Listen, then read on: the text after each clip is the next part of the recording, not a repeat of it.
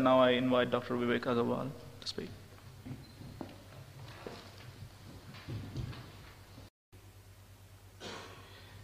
We all are talking about inflation.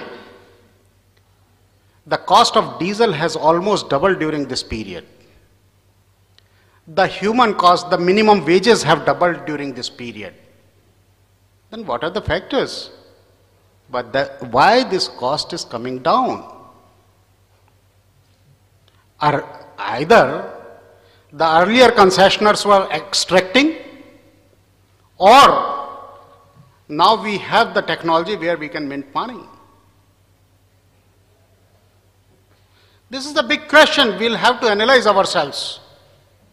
And if this is the scenario, why withdrawals are taking place from many, many cities? Not with one operator or one company, but with many companies, with many operators. So this is one thing which you will have to deliberate, why this cost is coming down when the cost is rising for everything, whether it is diesel, manpower or anything, land.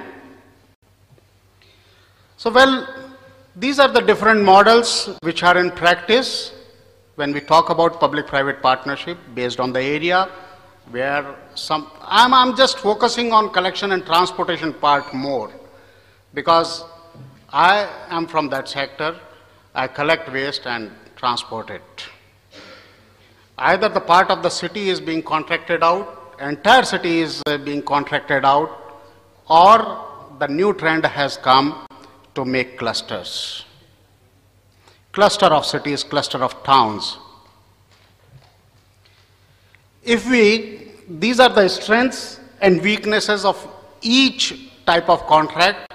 Like if the part of city is contracted out, then there is a competition, like it is happening in state of Gujarat, where the part of city is being contracted out, some part remains with the municipal corporation or with some operators, and there is a positive competition between these two.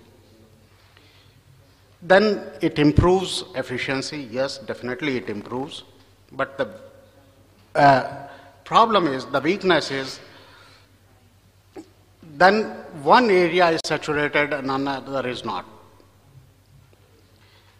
The philosophy was that there will be optimum utilization of resources, and whatever existing resources the urban local body has will be shifted to other area, but that does not happen. If entire city is contracted out for collection and transportation, yes, efficiency improves. It generates employment or livelihood, question mark. Whether it generates or not, I'll just talk about it, and Professor Shamla is here. She will,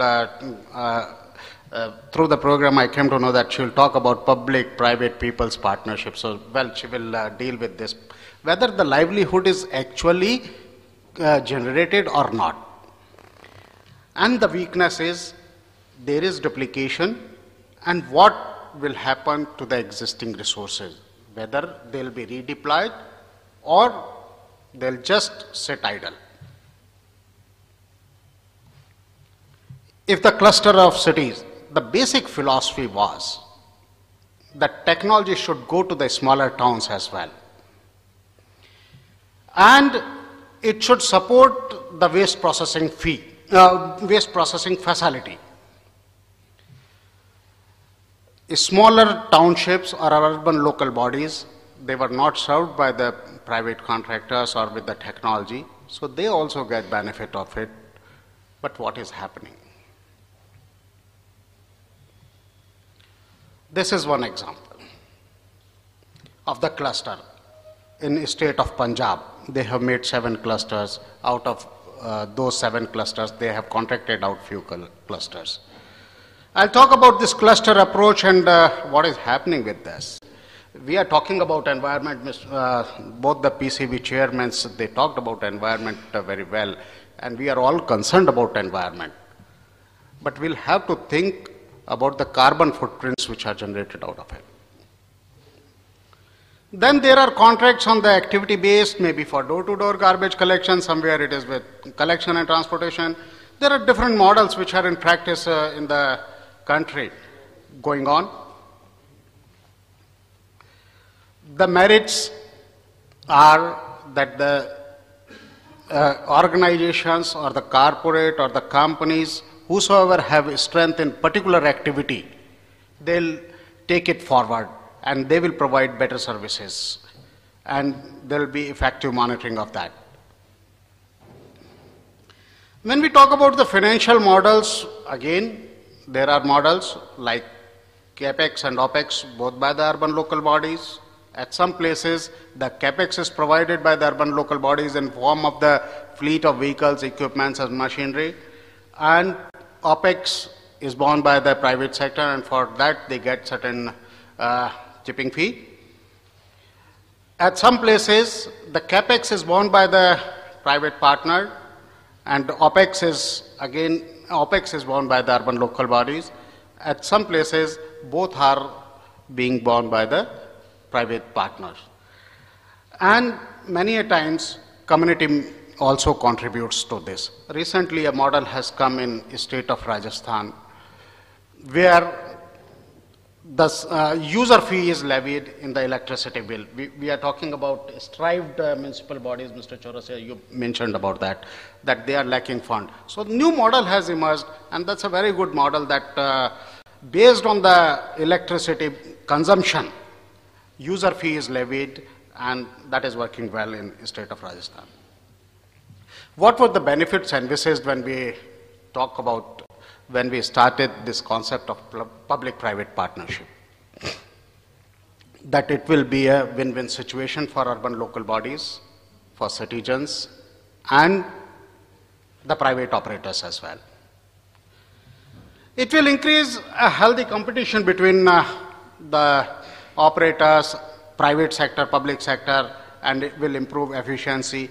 And when we started talking about solid waste management after plague in Surat, we had concern about efficiency. So we'll be able to overcome that inefficiency also.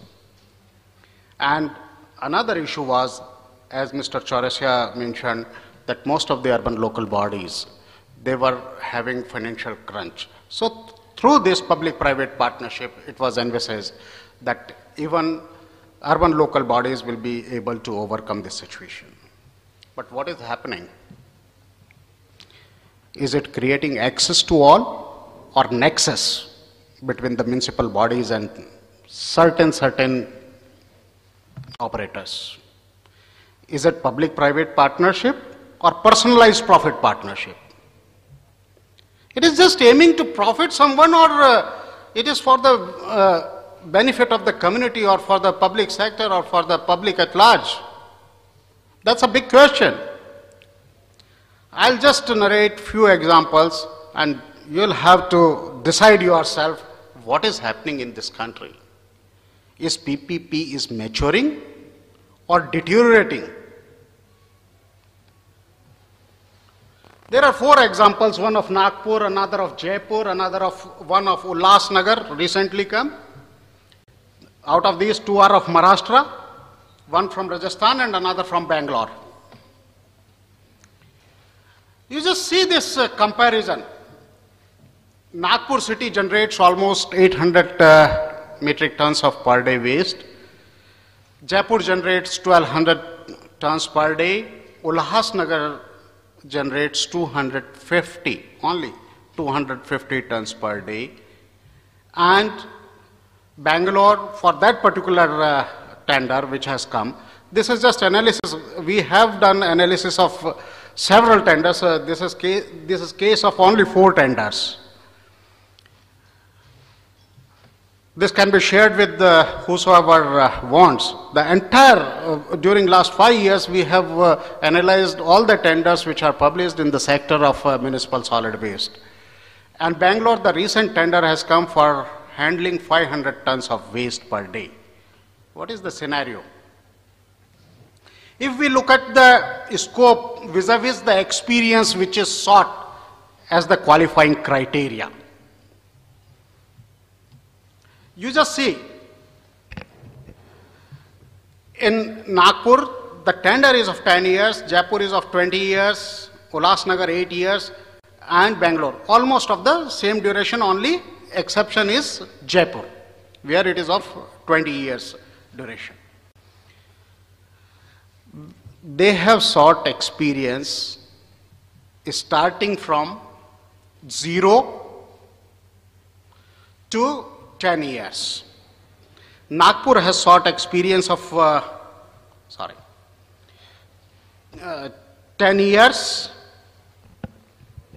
Jaipur, where the waste generation is 1200 metric ton, have sought experience of only 1 year.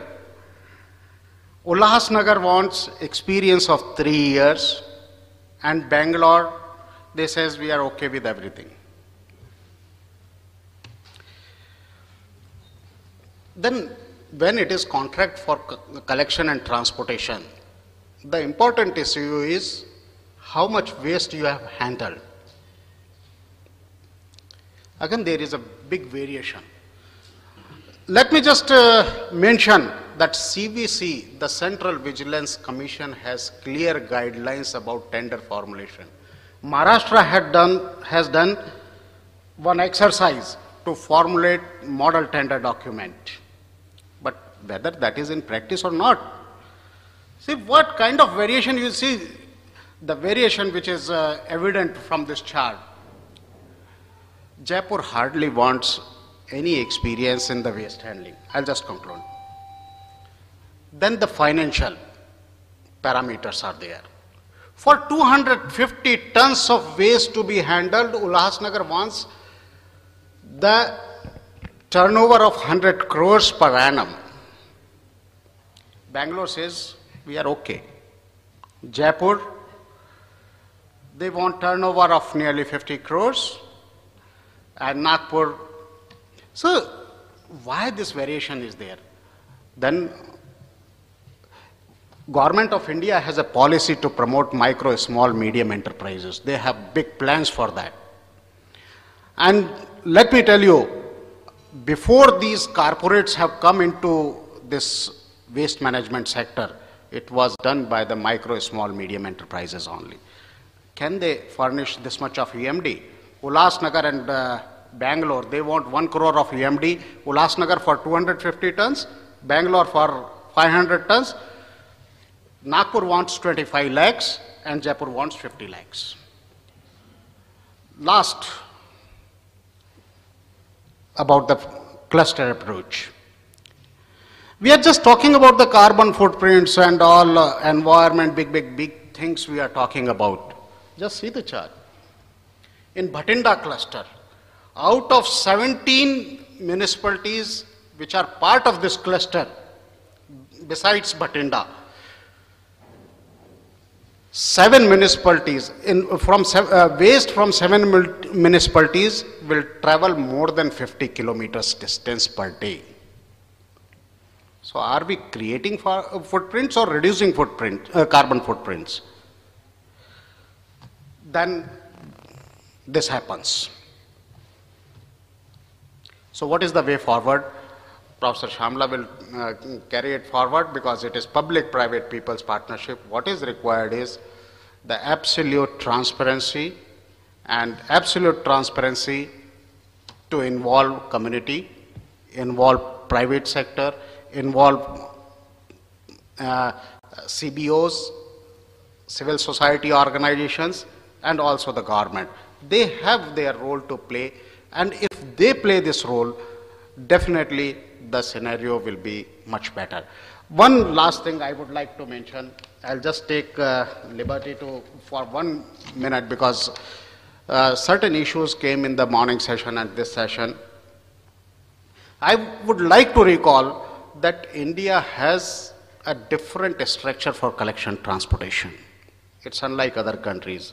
We have traditional sweepers who have been collecting waste from our houses since ages. We have rag pickers, and these two segments within the informal sector, they are collecting and taking care of 80% of waste which is generated from the household, from the domestic. With this public-private partnership, the so-called public-private partnership, they are getting displaced on the name of technology. Why? Is it the livelihood creation or just displacing these people? My concern is during this brainstorming session, if we can deliberate a little bit about those people as well who have contributed to the cleanliness of this country, I'll be grateful, my organization would be grateful.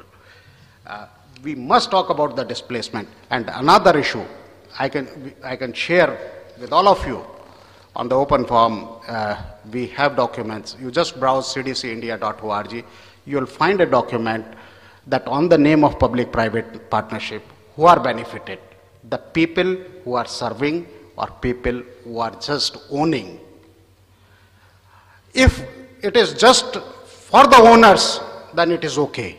But the people who are serving, they are not even provided with the social security benefits across the country. Almost all the companies, they default into this. They have the right over the provident fund, they have the right over the employees' state insurance. Are they getting it? No. It's a big no. It's a study of 60 cities in the country, and nowhere they are provided with the social security benefits. So when you talk about the technology, my humble request is kindly also talk about human beings who are involved into it. Thank you very much for giving me extra.